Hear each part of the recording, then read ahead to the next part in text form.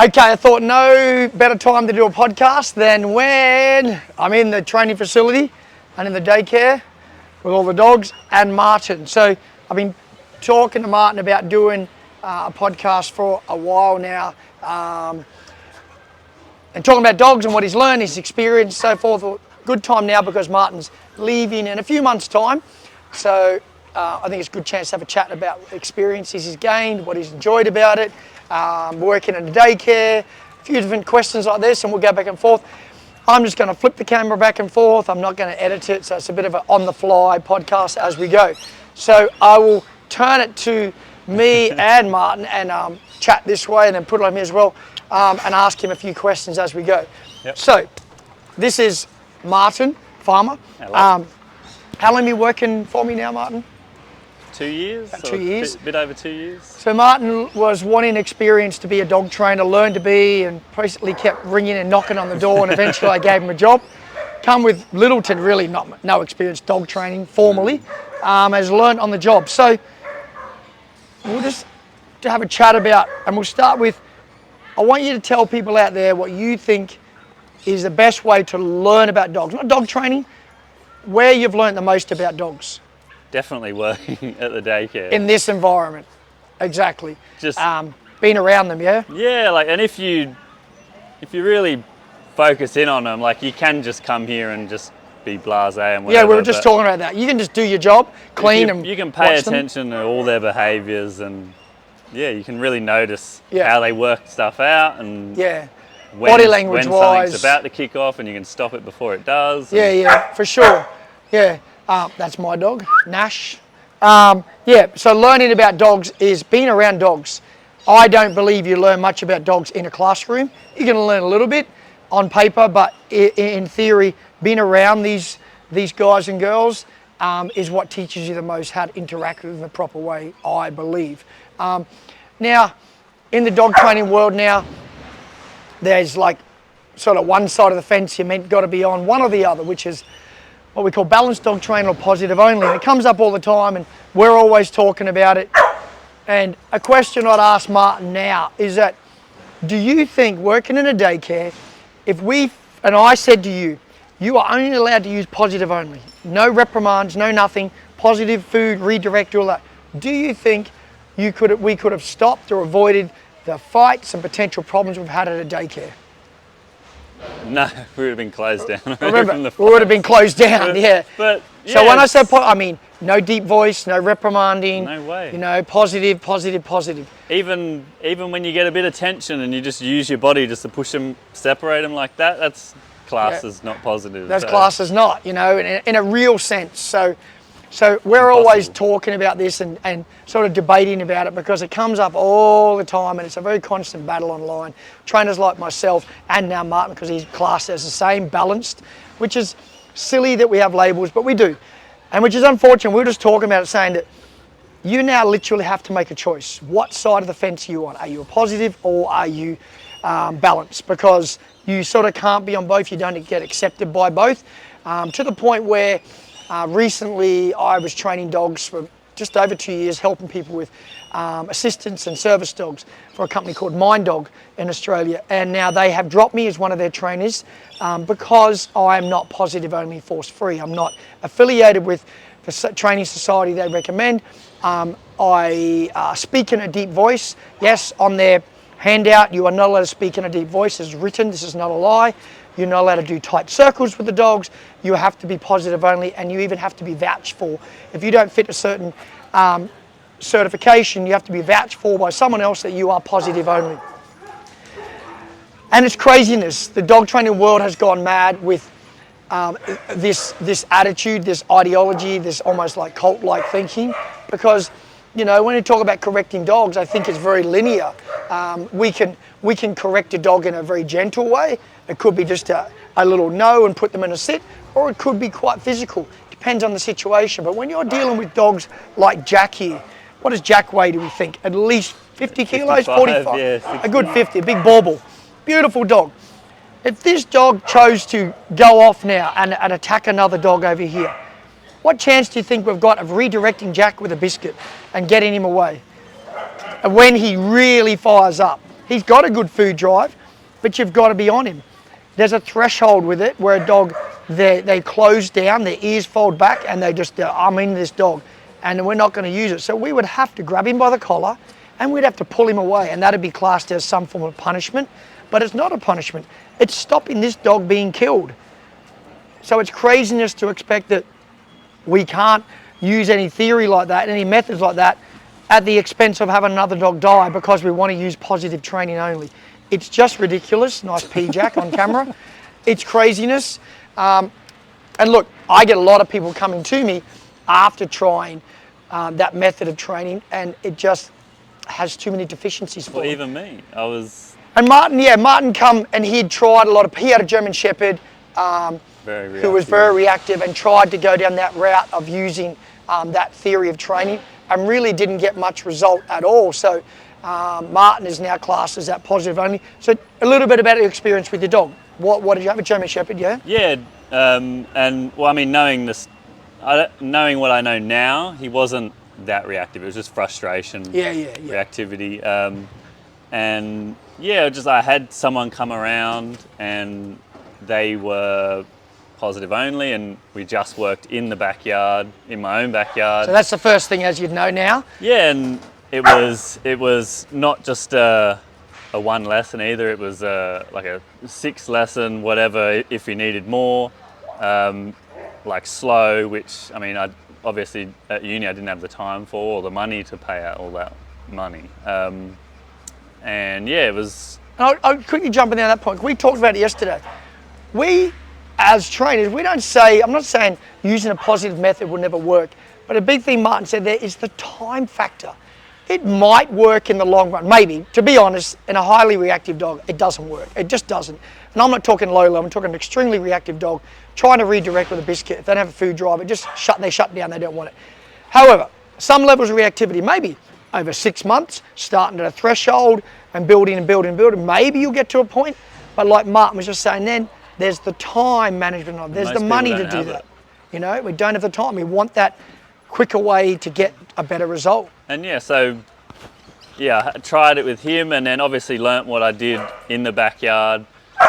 We'd go on walks and he'd see a dog from 100 meters away and he'd be locked on, wave food in front of his face. He might eat it, but it didn't really notice that he was eating. And is he eating that and connecting with not looking at the dog? No, he's just eating the food. He's just eating. And he wouldn't, sometimes you'd put it in his mouth and he'd just fall out. Like he was that focused in on a dog. And, and then, yeah, it was, I didn't know. Online, it's all just mostly positive only. Online, and in theory, it all works. And then as soon as, I mean, I was working with you for a couple months even, and I saw dogs exactly like Caesar, and they're just like transform like that. They're in dogs around dogs within an hour. And it just blew my mind. Like the proof's in the pudding. And it's so simple. It's not, what you said, that's not complicated. That's in my bio, dog training's not complicated. And then so even after I started learning a bit from you, not the best, and then even just doing that out in public, I was getting some really big progress through. I could walk down the break wall, so much less anxiety. And did Caesar take it personal, or did he respond better because you had better leadership? He was great. Like he was, as I said, we had that best bond in that situation, and then he got, and then like as he was getting better, he ended up getting cancer and passing away. But and that is a big driver in why I'm so against positive only, because I've been through it and just had that.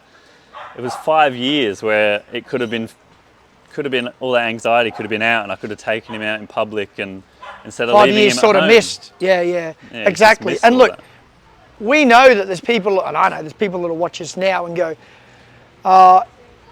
yeah, but no, but it works and it will work and whatever. And I would say to you, well, show me it working.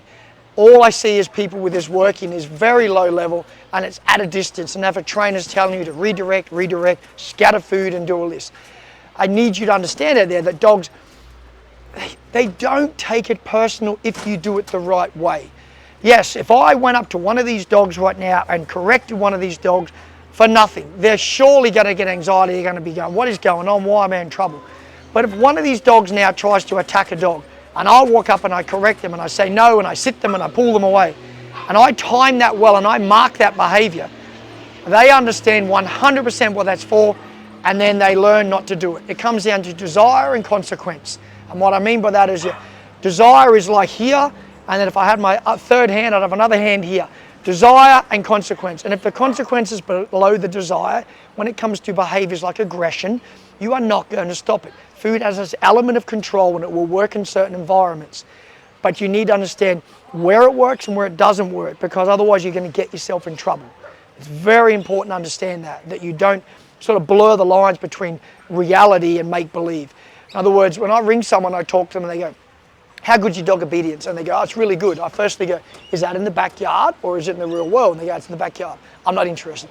That obedience doesn't correlate with the real world. We know that. There's no distractions. It's a lot easier. Look, when it comes to reactivity in dogs, yeah, you might start with a low distracted environment, not too challenging. However, there's a point where you got to rip the Band-Aid off. You got to go for it and you got to try. Yeah. So my training area for me would be, if I can jump up here, is out here.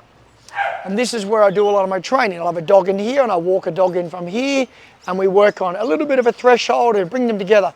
And you can see on my videos, the difference you can make in 1 hour will blow your mind. And the training method itself is it's not rocket science. It's being prepared to just drop and open your mind a little bit to other ideas. It's really, really important that you sort of learn to do that. Now from here, off that topic now, but it is important we talk about it. People need to hear it more. People get hate for it and they don't want to talk about it because we want to hide behind it. Now I tend to own it a little bit more and just go, I am what I am, and if you don't like my style of training, that's okay. The biggest trainers in the world, the ones that are most popular, the ones that are known, the ones that know, are not force-free. They really aren't. Well, I shouldn't say that. There is one, but I'm not even going to say his name. But anyway, some of it's marketing, some of it's bullshit, and it's not true at all. There's no videos being produced. The other trainers that are the biggest are all balanced trainers because they're dealing with dogs in real-world situations. And you might try a method, but you realise you need to switch to other ways, which is using a balanced method. In other words, we use what works. From here, Martin is going travelling, and he's going to be the travelling dog trainer. He's going to go to, will you tell them, Martin, what are you doing? Me and my wife getting a camper, and we're going, just around to each town, probably stay in each town for like a month or two, depending on how many dogs need help, and just help as many dogs as we can. And so stay tuned for the, I'm sure he'll probably start his own little... do some like pound stuff for like the... Yeah, it'd be nice. I'm sure he'll start his own little YouTube or something maybe or whatever, so I'll tell you what he's up to and going around. But in 2 years, I believe, not to give himself credit, whether it was me or another trainer, I think he's lucky to have fallen on a realistic style of training. It doesn't matter, replace me with whoever you want. That he walked in the right door, and I believe that, and didn't fall to the other way, because you really are limiting yourself when you sit on one side of a fence. Be open-minded, be open to all styles. I think it's really important to remember that. Don't box yourself in. Yeah, don't box yourself in. What else do you want to talk about, Martin? We're doing this on the fly in here, but like I said, we're just standing around. This is my dog, Winston. He has a muzzle on because Winston is, he's reactive to high stimulus. Like you can see, he clearly likes dogs. But if something blows up here, aggression-wise, he will get triggered by it. He was attacked when he was very young, quite badly, stitches, the whole lot. And we adopted him about over a year ago now. And he's improved a lot. But he wears a muzzle. Why? Because I don't want to wait for the day. He has had a fight, so I don't wait for that anymore. He just wears it. And so let's talk about this for a while. Being preemptive with the dog, not waiting for them to do something and then wishing later that you managed it better. There's something I'm always talking to Martin about and really pushing hard. Preemptive behaviour. So if he's here and we see body language over here with these dogs changing and we see him slightly change, that's when you go to this dog. You don't wait till he goes and reacts and then have to stop it. Preempting behaviour, knowing your dog well, knowing their body language is really important. But I feel this is the single best way to improve a dog's reactivity, is getting them around dogs. Not being at a threshold and always walking 100 metres away from dogs. There's a lot of big dogs here, confident body language. Martin, do we believe that dogs are still pack animals? Do we believe there is dominant dogs? For sure. It's controversial. Watch out. Yeah, definitely. Yeah. 100%. Especially, as I said, especially working here, you can notice it. If a Molly over there, as soon as she comes in, she'll go to all the females and just tell them who's boss, and then it'll be over. And then she'll leave them alone. But she'll go up around and just tell everyone who's boss and then settle in. And every day they come in, even though they all know each other, they reset every day. If you watch carefully, you see them all come up and say good day in their own way, how they do it. A little lip lick, a little acceptance, like a little dog handshake, tail up, tail down, all this sort of stuff. And Jack, as we saw before with Winston, he likes to test dogs. And yeah, Jack will walk up and staunch dogs a little bit. I mean, look at the size of the guy. He's massive, but he's chilled as anything. So I do believe there's such a thing as dominance in dogs. I don't believe that they are all just, no one has a pack order and they're all sort of equal. I don't think that's true at all. I think people who say that aren't around lots of dogs and groups of dogs. You can see it in them. And to be honest, see where they're all hanging? Why is there no dogs over there? There's only one laying down. So what does this look like? A what of animals? Looks like a pack of animals. Anyway, they're hanging around in a pack, in a group. But again, people don't believe they're a pack animal anymore. Not all people.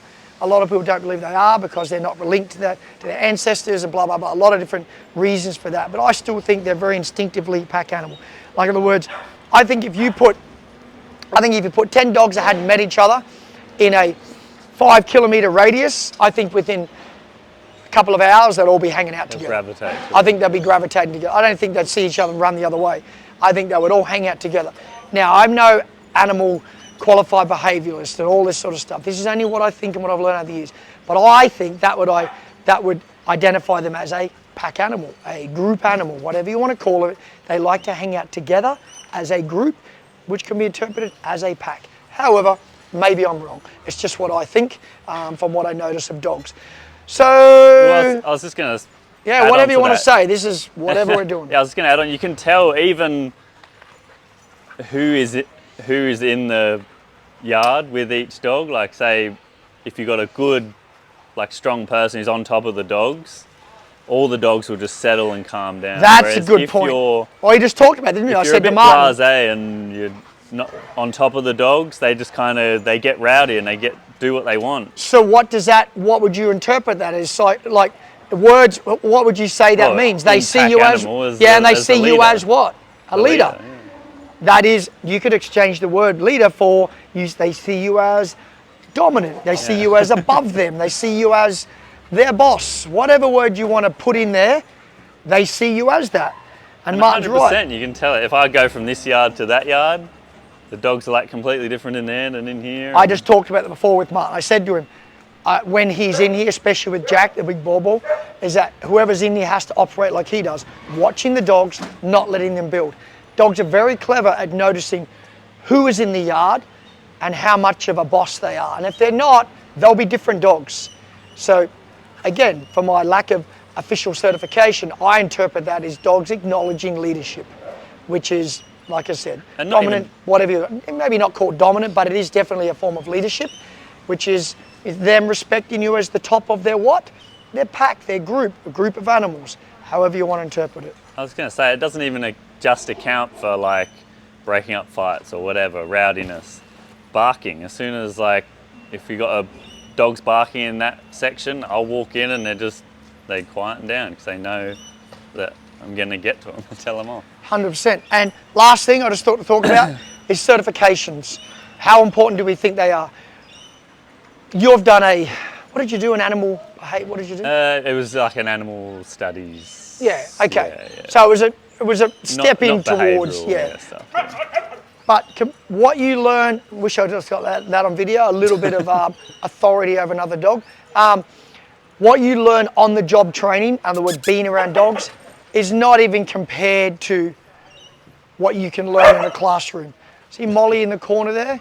She was giving little snarls at other dogs to go away. Some people would jump on that, no need to. Her body language was perfect. She's allowed to lay there and tell these dogs to go away. That's what dogs do. She's going to tell this dog. You can't quite see it. She's little snarls. She doesn't want much to do with dogs today. And this German Shepherd picked up on it really quickly.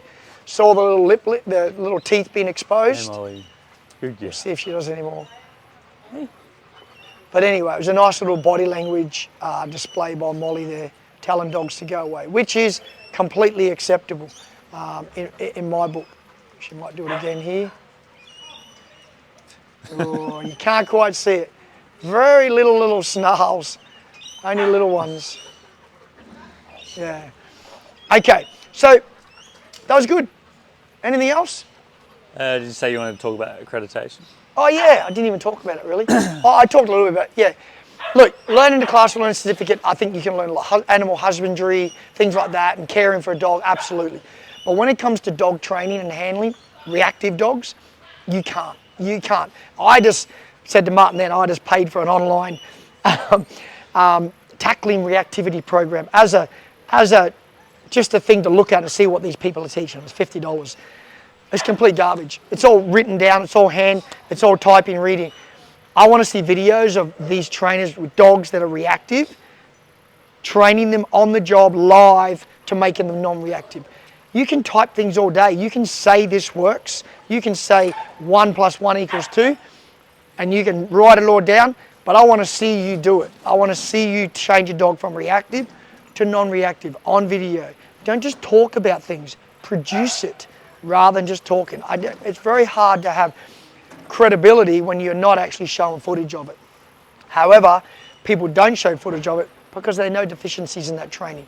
They will know that, we were joking, if you're going to have a reactive training video when it comes to using positive only, you're going to have a wide shot because you're going to have a dog way over here, you're going to have a dog over this side of the yard and a dog over this side of the yard. And we're going to be feeding biscuits going, look, it works.